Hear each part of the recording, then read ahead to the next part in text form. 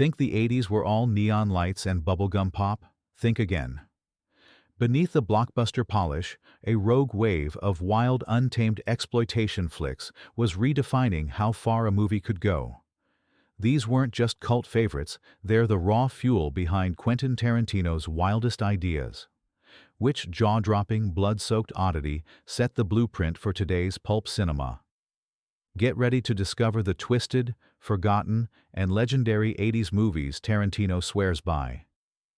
Warning, these films don't just break the rules, they torch them. The 1980s kicked off with a bang and a blowtorch. The Exterminator is pure revenge fantasy turned up to 11. When a Vietnam vet's best friend is brutally paralyzed by thugs, his answer is simple: hunt down every criminal and make the city pay. Law and order don't apply here. Justice is raw, personal, and merciless. Robert Ginty plays a man of silent fury, cold and calculated as he incinerates mobsters and takes out lowlifes without hesitation. The film drips with grime and noise, shot on the roughest, dirtiest streets of New York City. Critics recoiled, audiences cheered, and censors scrambled to keep pace. Tarantino called it the real deal in street grit, a brutal urban nightmare that shaped his own approach to violence and vengeance. In a decade obsessed with caped heroes, The Exterminator reminds us that some vigilantes just want to watch the world burn. Its legacy isn't just about action, it's about the raw, ugly satisfaction of personal justice. And that's why it continues to haunt exploitation fans and filmmakers alike, living on as one of the decade's most unforgiving classics. Ms. 45, 1981. Ms. 45 is pure, unfiltered grit. Abel Ferrara drops you into the darkest corners of New York, where hope is a rare currency. Thana, a mute garment worker, suffers back-to-back traumas on a single day, and something inside her snaps. With a 45 in hand, she transforms from victim to avenger, stalking the city's predators under the cover of night. Ferrara films it all with raw, handheld energy, catching every shadow and nervous glance. Zoe Lund, in a haunting and nearly wordless performance, channels all of Thana's pain, rage, and isolation through her eyes alone. The violence hits hard, not for shock, but for the messy, desperate need to survive and take control.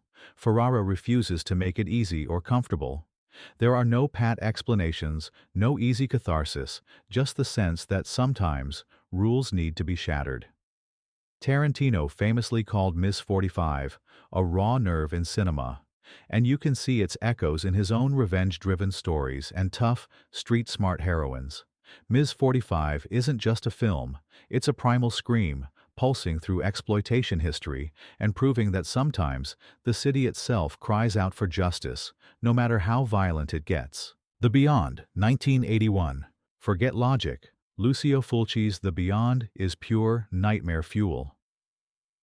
The story kicks off with a woman inheriting a spooky Louisiana hotel, but the plot quickly dissolves as the gates of hell creak open and reality itself unravels. What follows is a fever dream of reanimated corpses, blind prophets, and some of the most jaw-dropping gore ever committed to film. Fulci isn't worried about coherent storytelling. He's here to shock, disturb, and throw you into a waking nightmare you can't shake. The film is drenched in dread, every frame thick with atmosphere and surreal visuals. Tarantino was so taken by The Beyond's style and audacity that he helped bring it back to American theaters, calling it pure cinematic opera. The movie's not about cheap scares, it's about a mood that creeps in and refuses to leave. Grand guignol excess, wild set pieces, and a constant sense of doom make it stand apart.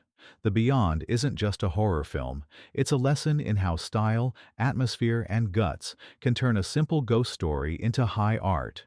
For Tarantino and others, it proved that horror could be beautiful, daring, and unforgettable. Basket Case, 1982. Some cult movies are built on hype. Basket Case is built on pure, oozing, unfiltered weirdness.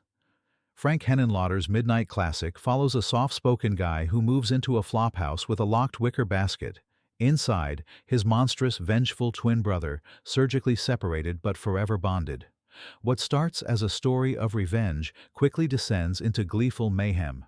Shot on a shoestring in the sleaziest corners of early 80s Manhattan, Basket Case is all grit, grain, and attitude, with stop-motion effects and rubber monsters that somehow make it feel even more nightmarish.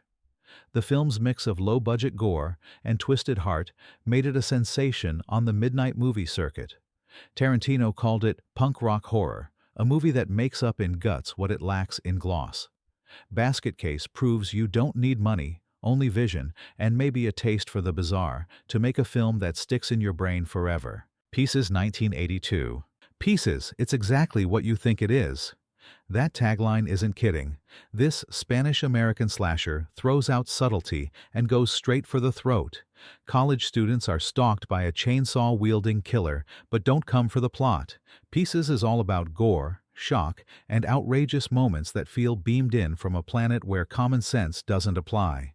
The dubbed dialogue is laughable, the plot holes could swallow a truck, but that's the charm. Every frame is either shocking, hilarious, or both. It was banned in several countries, shunned by critics, and instantly beloved by midnight crowds. Tarantino championed Pieces for its refusal to play by any rules. It's chaotic, excessive, and gleefully offensive, the kind of movie you sneak into with friends, then can't stop talking about on the drive home. If you ever wondered where Tarantino learned to love the "WTF did I just watch?" moment, start here. Scarface, 1983. Scarface wasn't made for the grindhouse, but it became exploitation royalty. Brian De Palma's Miami saga is a blizzard of ambition, profanity, and bullet-riddled excess, with Al Pacino's Tony Montana chewing scenery and spitting out one-liners that would become legend. The violence is so operatic, the story so soaked in vice, that censors and critics freaked out. Scarface was denounced as dangerous, corrupting, even immoral, but audiences couldn't get enough. Tarantino worshipped its over-the-top dialogue, its anything-goes attitude, and its willingness to push every boundary. The film's final shootout is practically a blueprint for Tarantino's own brand of explosive, no-holds-barred climaxes. Scarface didn't just cross the line, it drew a new one, then bulldozed right over it. In a decade built on excess, Scarface stood tallest, loudest, and wildest. Class of 1984-1982. High school was never this deadly. Class of 1984 drops you into a crumbling urban school where metal detectors are just window dressing and the halls are ruled by a gang of violent, punked-out students. New music teacher Andrew Norris thinks he can bring order, but these kids fight back, hard. What follows is a relentless spiral of intimidation, assault, and full-blown warfare between teacher and students, with the school's future as the prize. This is pure 80s exploitation. Wild outfits, synth-driven chaos, and a steady drip of mayhem that turns a classroom into a war zone. Director Mark Lester gives the film a gritty pulse, and a young Michael J. Fox makes a memorable early appearance, but it's Perry King's transformation from idealist to avenger that sticks with you.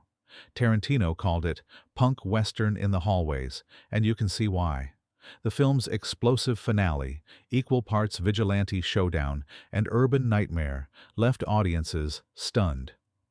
Class of 1984 isn't just a time capsule, it's a warning shot, the kind of movie that makes you wonder if the system's broken beyond repair. Angel 1984. You think you've seen every vigilante movie? Think again. Angel is a shock to the system, tracking a straight-A student by day and a tough-as-nails streetwalker by night. When a serial killer targets women in her neighborhood, Angel turns detective, patrolling Hollywood Boulevard and making allies with a crew of unforgettable misfits. Donna Wilkes delivers a performance that's both tough and vulnerable, leading a cast that includes street performers, drag queens, and grizzled survivors. The city is a neon-lit labyrinth, pulsing with danger and energy, every alley filled with menace and possibility. Angel isn't just exploitation, it's a love letter to society's outcasts, showing their grit and loyalty in a world that wants to erase them.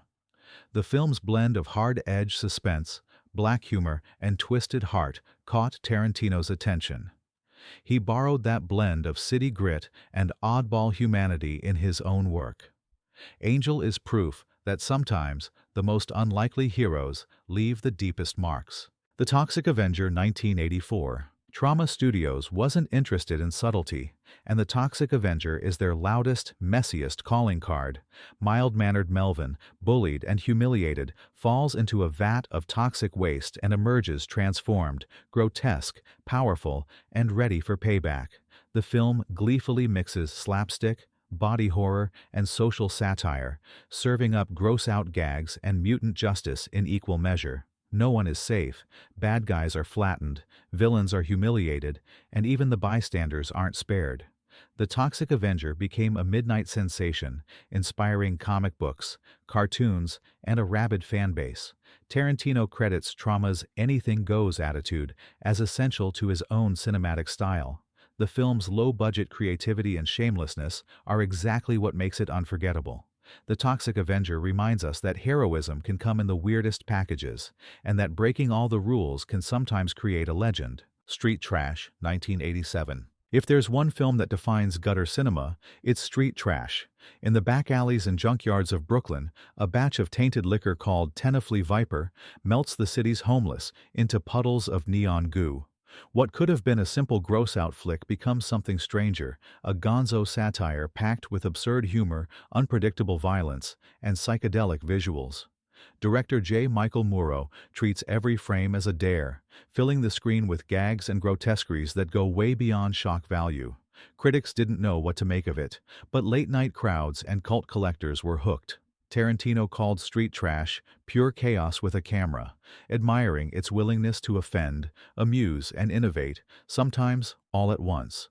The film is a junkyard daydream, a melting pot of bad taste and black comedy, and a reminder that exploitation cinema never plays it safe. Blood Diner, 1987. Ever seen a movie that feels like a late-night fever dream? That's Blood Diner, a wild splatter comedy that cranks every dial to the breaking point. Jackie Kong directs with reckless abandon, paying homage to Herschel Gordon Lewis, but leaving subtlety in the dust. Two brothers run a vegetarian diner by day, but at night, their kitchen turns into a temple of chaos as they serve up body parts in a plot to resurrect an ancient goddess. What unfolds is pure insanity, brain salad, over-the-top wrestling matches, and even musical numbers, all shot with the energy of a midnight party gone off the rails. Blood Diner doesn't worry about logic or boundaries. It just wants to shock, amuse, and gross out its audience, sometimes all at once. This genre mashup became a VHS favorite, earning cult status among horror hounds and comedy fans alike. Tarantino admired its genre-hopping spirit and the way it blends parody with grindhouse excess. In his own films, you can spot that same love for chaos and dark humor. Blood Diner proves that sometimes the only rule is to keep the crowd laughing, right up until they start to squirm. Maniac Cop 1988. Forget everything you know about police dramas. Maniac Cop takes the familiar and twists it into something wild and terrifying. In this cult classic, New York streets aren't just dangerous, they're haunted by a silent, hulking officer who kills without mercy. Panic sweeps the city as trust in law enforcement crumbles. Who do you run to when the badge itself becomes a mask for evil? Bruce Campbell injects manic energy as a cop wrongly accused, racing against time to clear his name while the real monster keeps racking up bodies. Robert Zudar's unforgettable villain is more force of nature than man, silent, unstoppable, and eerily calm. Director William Lustig and writer Larry Cohen take a straightforward slasher premise and load it with paranoia, conspiracy, and gritty action that explodes off the screen. The film's blend of urban legend, horror, and grindhouse violence made it a staple at midnight screenings. Tarantino called Maniac Cop a masterclass in audacity, blending genres, upending expectations, and never letting the viewer get comfortable.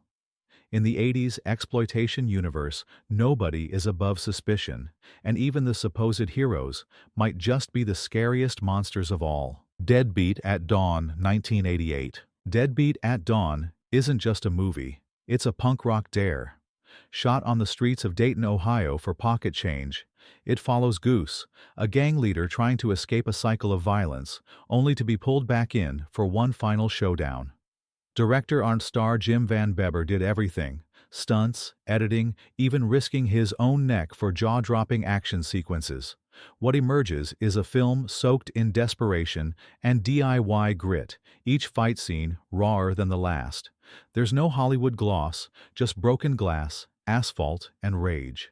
Deadbeat at Dawn became an underground legend, winning over hardcore fans and earning respect from the likes of Tarantino, who called it the real deal in outlaw filmmaking. It's brutal, relentless, and deeply personal, a reminder that sometimes the best exploitation films are the ones nobody sees coming. They Live, 1988. John Carpenter's They Live lands its punch with all the subtlety of a sledgehammer. In this cult classic, a drifter stumbles onto a pair of sunglasses that reveal the world's ugly secret. Society is quietly ruled by aliens, feeding hidden commands through ads, TV, and billboards. Suddenly, nothing is what it seems. Rowdy Roddy Piper's scrappy hero fights back, launching a one-man rebellion and delivering the immortal line, "I have come here to chew bubblegum and kick butt, and I'm all out of bubblegum." The movie isn't just science fiction, it's razor-sharp satire, targeting greed, conformity, and the media's power in ways that hit just as hard now as they did in the 80s. And then there's that street fight, 10 minutes of raw, bone-crunching brawl that refuses to end, becoming legend in the process. Tarantino was obsessed with the film's attitude, big ideas, delivered in the wildest, pulpiest package possible. They Live proves that exploitation can pack brains with its bite, sending a message that sticks with you long after the final punch lands. It's fun, it's smart, and it refuses to go quietly. Intruder, 1989. Ever worked the night shift? Intruder will make you glad you don't. Set in a supermarket after hours, this 1989 slasher turns every aisle into a house of horrors. The story is brutally simple. Once the doors lock, someone starts picking off the night crew one by one, with kills that get more creative and outrageous as the night drags on. Directed by Scott Spiegel and loaded with cameos from Sam and Ted Raimi, the movie transforms the mundane into the menacing. Every shelf, every register, even the meat slicer becomes a tool for terror. What really sets Intruder apart is its camera work, as Spiegel sends the lens flying into impossible corners, making the store itself feel alive and dangerous. The film's practical effects are legendary, earning a cult following among horror fans and a place on Tarantino's must-watch list. He's praised its willingness to get weird, its pitch-black humor, and its total disregard for safety, qualities he chased in his own work. Intruder proves you don't need a haunted house or a summer camp to create mayhem. Sometimes, the scariest place of all is where you buy your groceries. Dolls, 1987. Dolls turn childhood dreams into pure nightmare fuel, and it's all delivered with a mischievous wink. A storm traps a ragtag group of travelers in a secluded mansion, where the owner's prized dolls wait silently on every shelf. But these aren't ordinary toys. They're merciless judges, ready to punish anyone who's lost their innocence or crossed a moral line. Director Stuart Gordon masterfully blends fairy tale magic with a sharp edge, turning each porcelain smile into something sinister. The film's special effects are a highlight, mixing clever puppetry with stop motion to bring these little monsters to life in ways that are both inventive and genuinely unsettling. What starts as a whimsical ghost story quickly spirals into chaos, with the dolls dealing out their own brand of justice. Tarantino loved how dolls refused to pick just one tone, leaping from childlike wonder to brutal horror in a single scene. That sense of playfulness paired with menace became a hallmark in his own storytelling. In Gordon's hands, even the comfort of childhood nostalgia becomes dangerous, and you're left wondering if anything in that house, no matter how small, can really be trusted. Shakedown, 1988. Shakedown doesn't just ride the line between action and exploitation, it floors it and never looks back. Set in the seedy underbelly of 1980s New York, the film teams up Peter Weller as a burned-out public defender and Sam Elliott as a maverick cop. What starts as a routine case against a rogue police officer soon spirals into a world of dirty money, crooked lawmen, and wild street justice. Director James Glickenhaus delivers a relentless parade of jaw-dropping stunts, motorcycles flipping through the air, car chases across Coney Island, shootouts in crowded movie theaters. Shakedown isn't interested in nuance. It wants to grab you by the collar and hurl you through a neon-lit fever dream. Critics at the time were divided, but grindhouse fans saw the film for what it was, a turbocharged time capsule of urban chaos and anti-hero bravado. Tarantino openly praised Shakedown for its kinetic energy, wild reversals, and total commitment to excess. In a decade of big explosions and bigger egos, this is one movie that never puts the brakes on. Vice Versa, 1988. Don't let the title fool you. This Vice Versa is pure exploitation grit, not a family body swap comedy. The 1988 cult gem throws you headfirst into a world of backstabbing, blackmail, and desperate deals, following a man who stumbles deeper into a criminal labyrinth with every choice he makes. The city isn't just a setting, it's an accomplice, its alleys bathed in flickering neon, and its shadows hiding more secrets than truths. In this world, every smile is a mask, every promise comes with a threat, and nobody gets out clean. As alliances shift and secrets detonate, ambition twists into tragedy. Mainstream audiences barely blinked, but exploitation fans found something special. A crime story that's raw, unforgiving, and laced with pitch-black humor. Tarantino admired Vice Versa for its tight, cynical storytelling, an influence visible in his own tales of betrayal and double crosses. This film proves that in the crowded backrooms of 80s exploitation, there's always room for another crooked deal, another moral collapse, another twisted story told in whispers.